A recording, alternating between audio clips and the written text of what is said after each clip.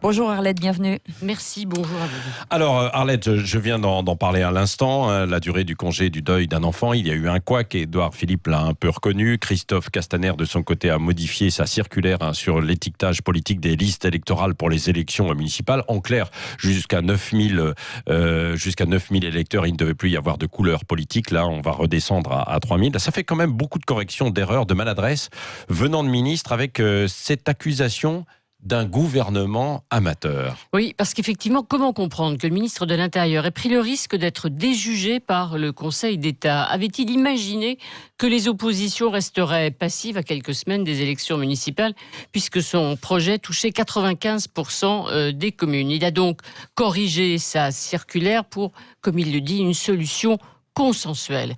Comment Nicole Belloubet, juriste, grande spécialiste de droit constitutionnel, a pu, en réponse à une question sur les propos de la jeune Mila contre l'islam, commettre l'erreur de parler d'atteinte à la liberté de conscience, oubliant qu'il n'y a pas de délit de blasphème en France?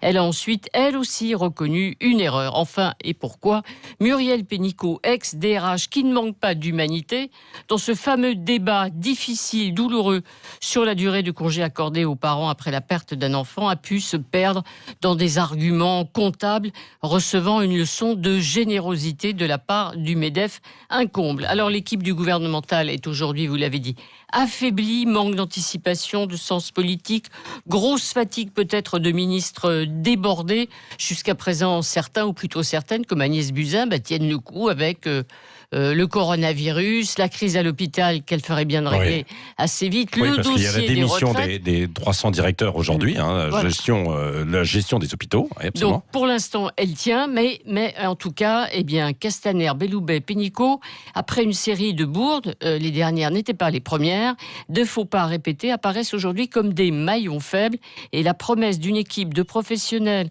en contraste avec les amateurs de François Hollande, cette promesse n'est pas tenue. Oui, mais alors Arlette, à chaque fois on dit que le président de la République doit se séparer de ses maillons faibles, comme vous le dites. Christophe Castaner a été par exemple sur la sellette pendant des mois, et puis rien ne se passe. Ah oui, parce que le président de la République, en tout cas, lui a déjà dit qu'il ne tirerait pas de leçon nationale des élections municipales. Mais c'est vrai, on connaît les réticences d'Emmanuel Macron à se séparer de ministres. C'est un affectif, dit-on.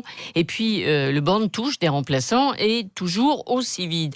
Alors, quand même, certains ministres pourraient avoir envie de partir, peut-être pour une autre vie politique. On pense à Gérald Darmanin et d'autres pour retrouver une vie un peu plus tranquille. En tout cas, le président de la République aura besoin d'une équipe sans doute renouvelée, en pleine forme, alors que la majorité, elle aussi, tangue pour aborder la dernière partie de son quinquennat. Vous savez, la petite route qui conduit à la grande route, peut-être, de 2022 et l'élection présidentielle. Absolument. Merci Arlette Chabot. Vous reviendrez tout à l'heure pour le petit déjeuner de l'actualité à 9h moins le quart.